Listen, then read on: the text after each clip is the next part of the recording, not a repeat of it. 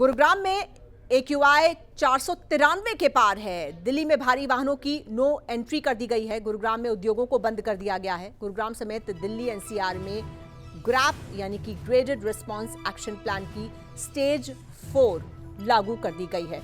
तो गुरुग्राम में भी जो AQI है वो खतरनाक श्रेणी में पहुंच गया है।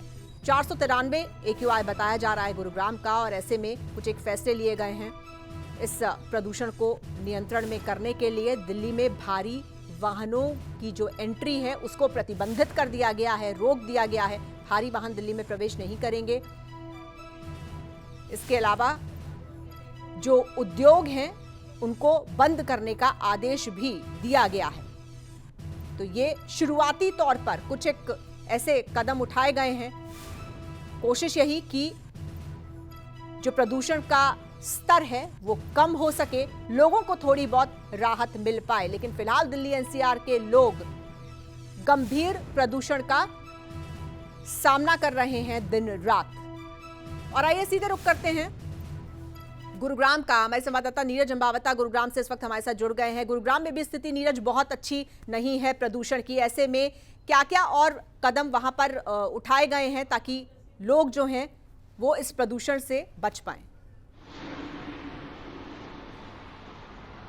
जी बिल्कुल, देखिए देश की राजधानी दिल्ली सहित पूरे NCR में, उसमें गुरुग्राम भी शामिल है। और गुरुग्राम की अगर आबो हवा की बात करें तो बिल्कुल जहरीली है, यानी रहने लायक नहीं है। और गुरुग्राम की अगर हम बात करते हैं तो गुरुग्राम में ग्रैप के जो नियम है 4 वो लागू कर दिया गया है। यानी अब जो डीजल वाले जो वाहन थे या बड़े जो वाहन थे, भारी जो वाहन थे, उनको दिल्ली में बैन कर दिया गया है। यानी अब वो दिल्ली NCR में नहीं जा पाएंगे, जिससे कि पोल्यूशन पर कंट्रोल पाने की एक कोशिश जो है वो जिला प्रशासन के साथ साथ तमाम जो सरकारें हैं वो कर रही है। चाहे उत्तर प्रदेश की सरकार की बात करें, दिल्ली की बात करें या फिर हरियाणा की बात करें, तमाम सरकारों के साथ साथ प्रशासन भी इस कोशिश में है कि जिस तरह से लगातार गुरुग्राम सहित दिल्ली NCR की हवा जहरीली होती जा रही है, लोगों के लिए रहने लायक नहीं है, सांस लेने में दिक्कत हो रही है, तो वहीं आंखों में भी जलन और चुभन की शिकायतें देखने को मिल रही है। इसको लेकर अगर मैं बात करूं तो फिलहाल मैं गुरुग्राम दिल्ली बॉर्डर पर हूं और मेरे पीछे भी आप देख सकते हो कि जो भारी वाहन है, जो ट्रक है, उनकी लंबी कतारें यहाँ देखने को मिल रही है।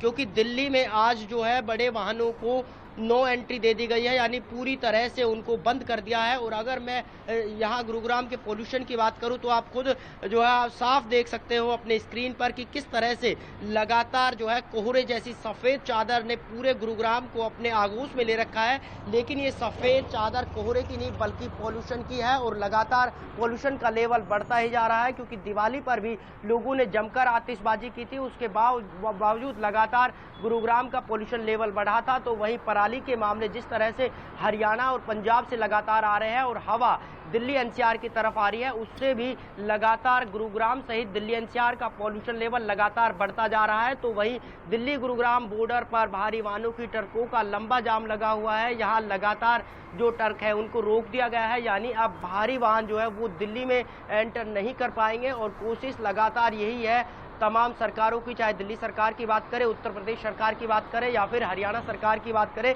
कि दिल्ली जो देश की राजधानी है उसके साथ साथ पूरे गुरुग्राम में भी किसी तरह का पोल्यूशन ना हो। साथ ही साथ जितने भी निर्माणाधीन इमारत थी गुरुग्राम में, उन पर तमाम तरह से जो है काम को रोक दिया गया है। और जिला प्रशासन ने लोगों से अपील की है कि अगर बाहर निकलना है, हेल्थ विभाग ने अपील की है कि अगर लोगों को किसी काम से बाहर निकलना है तो वो मास्क लगा के निकले और अपने घरों में ही कैद रहे। खासकर बच्चों को जो है वो घरों में ही रखे, इसको ध्यान में रखते हुए बच्चों और बुजुर्गों के स्वास्थ्य का ध्यान रखना काफी ज्यादा जरूरी है। नीरज आप बने रहिए हमारे साथ। तो गुरुग्राम की स्थिति भी बहुत अच्छी नहीं है। तस्वीरें हम आपको सभी जगह से दिखा रहे हैं। देखिए दिन का वक्त है, ये ऐसा वक्त है जिस वक्त मौसम एकदम साफ होना चाहिए, जो आसमान एकदम साफ होना चाहिए। लेकिन आप देख सकते हैं जो कोहरे की चादर आपको दिख रही है, ये दरअसल कोहरा नहीं है, ये सर्दियों का कोहरा नहीं है, ये धुंध नहीं है, ये प्रदूषण है जिससे दो चार हो रहे हैं रोज दिल्ली NCR के लोग। और इस वक्त हमारे साथ eye specialist doctor Arun Shetty जुड़ रहे हैं फोन लाइन पर, क्योंकि सीधा संबंध प्रदूषण का स्वास्थ्य से है।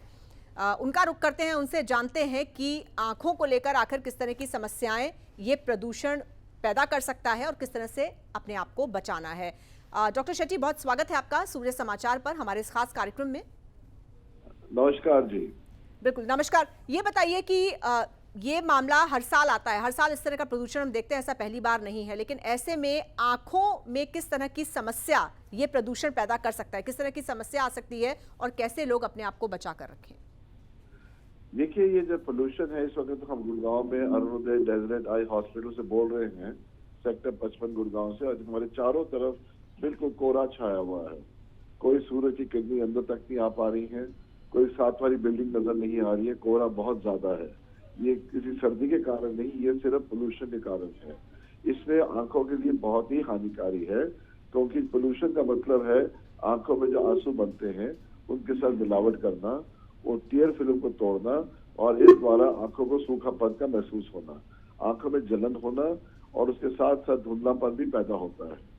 तो कुछ समय के लिए तो चलो ये मान लिया कि हो जाता है, लेकिन अगर कुछ दिनों तक ये चले तो आगे चल के इसमें कंटिन्यूस स्टेज आती है जिसको हम ड्राई आई सिंड्रोम कहते हैं, जिसके बाद में मरीजों को बार बार आंखों में ऐसे लगता है जैसे मिट्टी पड़ी हुई है, रड़क सी पड़ती है और बहुत हानिकारी होती है। इसके अलावा पोल्यूशन ज्यादा देर तक रखने का मतलब है कि आंखों में देखने की लिए जो पुतली है हमारी, वो हेजी हो सकती है। आगे चल के लेंस में भी इसका अगर लॉन्ग टर्म है तो फर्क पड़ सकता है। इसलिए पोल्यूशन से बचने के लिए स्पेशल ग्लासेस हैं जिसकी साइड के भी कवर होते हैं, जिससे कि पोल्यूशन आंखों तक न करे। कोशिश करिए ज्यादा बाहर मत जाएं, घर के अंदर ही एक सफाई के कमरे में रहें। और उसके अलावा एक लुब्रिकेटिंग ड्रॉप जिसको कि हम कार्बोक्सी मिथाइल सेलुलोज के नाम से जानते हैं, अलग अलग कंपनियां बनाती हैं, तो एक बूंद सवेरे शाम डालने से आंख साफ रहती है।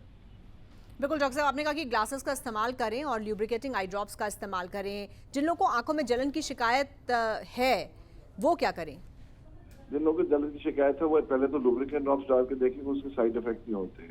उसके बावजूद भी अगर उनको जलन काफी महसूस हो रही है तो आजकल एक नया सिस्टम शुरू हुआ है, टेली ऑफ्थल्मोलॉजी, जो हमारे अस्पताल में भी अवेलेबल है, अरुणोदय में और भी जगह कई में ऑल ओवर इंडिया अवेलेबल है। तो वो लोग फोन करके डॉक्टर से फोटो एक्सप्रेशन कैमरे द्वारा अपने सेल फोन से उनकी राय ले सकते हैं। लेकिन स्टेरॉइड ड्रॉप्स जो है, जिसको हम प्रेडनिसोलोन बेट्रिसोल के नाम से बुलाते हैं, वो बिल्कुल नहीं डालनी चाहिए, क्योंकि वो आगे चल के हानिकारी हो सकती है। बिल्कुल सेल्फ ट्रीटमेंट नहीं करना है, लेकिन फिर भी बहुत सारे लोग ऐसे हैं डॉक्टर साहब जो घरेलू ट्रीटमेंट पर यकीन रखते हैं, घर की चीजों पर। ऐसे में घर में क्या मैनेज हो सकता है? सबसे पहले तो आंखों को दिन में 3 बार साफ पानी से छींटे मार के धोइए। काजल, सुरमा, आईलाइनर वगैरह का इस्तेमाल करना बंद करिएगा। और उसके अलावा जो कि है, धूप का चश्मा लगाएं जब बाहर जाए धूप में, और घर के अंदर एक अगर चश्मा है तो वो लगा के रखें, अगर नहीं है तो एक सफेद 0 नंबर का चश्मा जिसके साइड के वाइजर्स होते हैं वो लगा के रखें, जिससे कि आंखों को पोल्यूशन से बचा सके। ठीक है, बहुत शुक्रिया आपका डॉक्टर सेठी हमारे साथ जुड़ने के लिए, बहुत धन्यवाद। तो आंखों का आपको कैसे ख्याल रखना है ये हमारे एक्सपर्ट आपको बता रहे थे कि ड्राई आई सिंड्रोम हो जाता है, यानी कि आंखों में सूखापन आ सकता है, आपको आंखों में जलन की समस्या हो सकती है, तमाम तरह की दिक्कतें हो सकती है। लेकिन सबसे आसान और सही बचाव यह है कि आप ग्लासेस का इस्तेमाल करें और ल्यूब्रिकेटिंग आई ड्रॉप्स लगाएं। और आइए इस वक्त डॉक्टर स्वाति का हम रुख कर लेते हैं, गायनेकोलॉजिस्ट हैं, वो भी हमारे साथ जुड़ चुकी हैं। डॉक्टर स्वाति, प्रदूषण एक बड़ी समस्या, सेहत के लिए सीधा सीधा नुकसान, जो क्योंकि आप गायनेकोलॉजिस्ट हैं इसलिए मैं महिलाओं से संबंधित आपसे प्रश्न करना चाहूँगी कि महिलाओं के लिए आप क्या एडवाइस करेंगी इस प्रदूषण को देखते हुए, और ख़ास तौर से वो महिलाएं जो प्रेग्नेंट हैं? वेरी ट्रू, आपने बहुत अच्छा क्वेश्चन किया है, क्योंकि ये जो दिक्कत है हम गायनेकोलॉजिस्ट भी फेस कर रहे हैं कि जो हमारी प्रेग्नेंट मदर्स होती हैं, अगर वो बहुत पॉल्यूटेड एरियाज में रहती हैं तो जो दिक्कतें हम देख रहे हैं कि उनमें प्री टर्म डिलीवरी हो जाती है, यानी कि समय से पहले डिलीवरी हो जाती है, या लो बर्थ वेट बेबीज होते हैं, या उनमें लंग्स अनडेवलप्ड मिलती है हमें, या बर्थ के बाद बेबीज की डेथ हो जाती है। तो यही है कि ये पॉल्यूशन एक बहुत हैजार्ड है जर्नल फीमेल्स के लिए भी और खासतौर से प्रेग्नेंट फीमेल्स के लिए भी, क्योंकि उनके साथ एक बर्थ से जुड़ी हुई है। तो दोनों को, मदर को भी हार्म होता है और बेबी को भी हार्म होता है। जैसे मदर में मैं कहूँ तो उसमें भी वही कफ इरिटेशन हो जाता है, पॉल्यूटेंट्स जो होते हैं, केमिकल्स होते हैं, ओजोन होता है, उसमें नाइट्रोजन होता है जहाँ पे पॉल्यूशन ज्यादा है, तो वो मदर को हायर बीपी साइड पे ले जाते हैं। प्री एक्लेम्शिया होता है, एक बीमारी होती है जिसमें कि फिट्स आते हैं मदर को, वो भी एयर पॉल्यूशन से, मैंने पेशेंट्स में हम देखते हैं, हमने स्टडी भी की है इस बारे में। तो ये सब चीजें हैं जो बहुत हार्मफुल हो जाती हैं। बिल्कुल, तो कैसे अपने आप को बचाना है प्रेग्नेंट वुमेन को, क्या करें? वो मास्क लगाएं, घर से बाहर ना निकलें, कम से कम निकलें, कैसे अपना बचाव करें? बिल्कुल बिल्कुल, आपके क्वेश्चन में ही आंसर था कि वो मास्क लगाएं। मास्क से भी खैर बहुत ज्यादा पॉल्यूशन नहीं रुकेगा, बट स्टिल ये क्योंकि ये नेचुरल एनवायरमेंटल कॉज है, तो पहले तो यही है कि हमें जर्नल रूट कॉजेज को ही चेंज करना पड़ेगा इसको रोकने के लिए, कि भाई जैसे कि गाड़ियां, पॉल्यूशन वैसे ही कम हो, इंडस्ट्रीज का कैपिंग हो। लेकिन अगर हम अपने इंडिविजुअल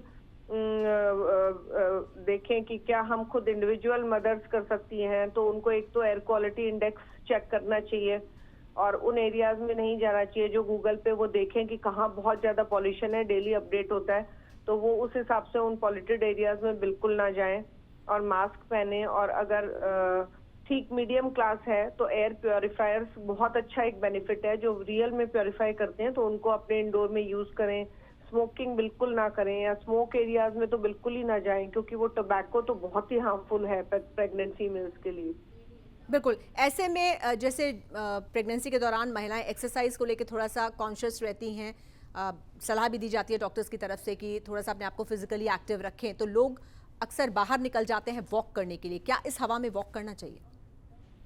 हाँ, वही है कि अगर आपका ग्रीन एरिया है, आपको देखना है कि आप कहाँ वॉक कर रहे हैं। अगर ग्रीन एरिया है तो आप वॉक कर सकते हैं, नहीं तो आप घर में ही वॉक करें प्योरीफायर लगा के। बहुत पॉल्यूटेड एरियाज में तो वॉक से उल्टा, मतलब वो जो आप उसमें जो रेस्पायर कर रहे हैं उससे ज्यादा हार्म होगा बनस्पत की इसमें फायदा हो। बहुत धन्यवाद आपका हमारे साथ जुड़ने के लिए, डॉक्टर स्वाति राठौर। और इस वक्त हमारे साथ एक और मेडिकल एक्सपर्ट जुड़ रहे हैं, डॉक्टर शिवांशु राज गोयल जुड़ रहे हैं, जो कि रेस्पिरेटरी मेडिसिन से जुड़े हुए हैं। यानी कि एक जो आम सी समस्या है, आम तकलीफ है, वो है सांसों से जुड़ी हुई, आपके फेफड़ों से जुड़ी हुई। इस पर जानकारी देंगे। डॉक्टर साहब, आपका बहुत स्वागत है सूर्य समाचार पर।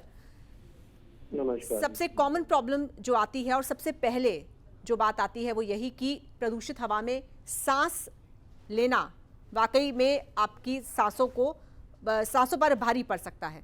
तो ये बताइए कि किस तरह से ये पोल्यूशन सांसों को इफेक्ट करता है, फेफड़ों को इफेक्ट करता है? देखिए, मैं आपको बताऊंगा कि इस टाइम जिस तरह से हमारे चारों तरफ एनवायरनमेंट है, तो जिस तरह का हमारा AQI इंडेक्स चल रहा है, ये बहुत हार्मफुल है। हम सिर्फ फेफड़ों की बात ना करें, ये बॉडी के हर ऑर्गन को इफेक्ट करता है। जस्ट हम सोचते हैं कि हम सांस ले रहे हैं, सिर्फ वो लंग्स को इफेक्ट हो रहा है, नहीं। ब्रेन, हार्ट, किडनी, स्टमक, हर चीज पोल्यूशन से इफेक्ट होती है। लंग्स के अंदर सिंपल ब्रोंकाइटिस से एस्थमा से COPD और यहाँ तक कि लंग कैंसर जैसी मेजर प्रॉब्लम्स भी पोल्यूशन से हो जाती हैं। और जितना लेवल ऑफ पोल्यूशन बढ़ता जाता है और जितना टाइम ऑफ एक्सपोजर किसी का उस पोल्यूशन वाली एयर में बढ़ता है, उतना ही इन बीमारियों का प्रॉब्लम बढ़ता जाता है। बिल्कुल, तो ऐसे में करना क्या चाहिए डॉक्टर साहब? देखिए, सबसे इम्पोर्टेंट बात है, इंडिविजुअल लेवल पे हम कोई भी मेजर लेते हैं, चाहे हम मास्क पहन रहे हैं, चाहे हम एयर प्योरीफायर लगा रहे हैं, ये बहुत टेम्परेरी मेजर्स हैं और ये फुल प्रूफ मेजर्स नहीं हैं। It has to be declared as an emergency and taken seriously. अब ना इतने सालों से हम इन्हीं चीज का डिस्कशन कर रहे हैं कि क्या हो सकता है, प्योरीफायर बेटर है, नहीं है। हमें ना बहुत स्टर्न स्टेप्स लेने की जरूरत है। जैसे फॉर एग्जांपल, कोई भी चीज जो पोल्यूट कर रही है, जो हमारे एनवायरनमेंट में कंट्रीब्यूट कर रही है, चाहे वो ड्राई डस्ट है, चाहे वो धुआं है, केमिकल्स हैं, ऑटोमोबाइल्स हैं, इनके ऊपर हमें बहुत स्ट्रॉन्ग लॉज लाने हैं। दूसरी चीज, हर सिटी में ग्रीन कवर को बढ़ाना है। पेड़ ही हमारा मैक्सिमम एयर प्योरिफिकेशन करते हैं। एक घर के लेवल पे एयर प्योरीफायर लगाने से कुछ नहीं होता है, वो बहुत ही छोटे एरिया में कम टाइम के लिए काम डॉक्टर साहब, बहुत जल्दी से मैं उन लोगों के लिए जानना चाहती थी जो ऑलरेडी एस्थमेटिक हैं या फिर जिनको ब्रोंकाइटिस है, वो अपने आप को कैसे बचाएं? देखिए, जो एस्थमेटिक्स हैं उनको एक्स्ट्रा प्रिकॉशन लेने की जरूरत है। पहली बात, ड्यूरिंग दिस सीजन जब हमें पता है कि हमारा AQI वर्स्ट होता है, उस टाइम पे बाहर आउटडोर एक्टिविटी को मिनिमम कर दें, बहुत जरूरी होने पे ही बाहर जाएं, और जो हमारे basic anti pollution mask available हैं उन्हें जरूर पहने। जितना भी हो सकता है हम उनको अवॉइड कर सकते हैं एक्सपोजर के लिए। बहुत शुक्रिया डॉक्टर साहब हमारे साथ जुड़ने के लिए और इस जानकारी के लिए। और हम शुक्रिया करते हैं अपने तीनों संवाददाताओं का, विनय सिंह, नीरज अंबावता और तमन्ना महाजन तीनों हमारे साथ जुड़े और दिल्ली, नोएडा और गुरुग्राम का हाल हमको दिखाया। तो ये 3 तस्वीरें हम आपको दिखा रहे हैं पोल्यूशन की। देखिए प्रदूषण का स्तर क्या है, दिल्ली एनसीआर में क्या हालात हैं, और जैसा कि मेडिकल एक्सपर्ट कह रहे थे कि इसको मेडिकल इमरजेंसी डिक्लेयर कर देना चाहिए, क्योंकि हालात बिल्कुल भी अच्छे नहीं हैं। इसका सीधा प्रभाव, सीधा असर लोगों के स्वास्थ्य पर पड़ रहा है।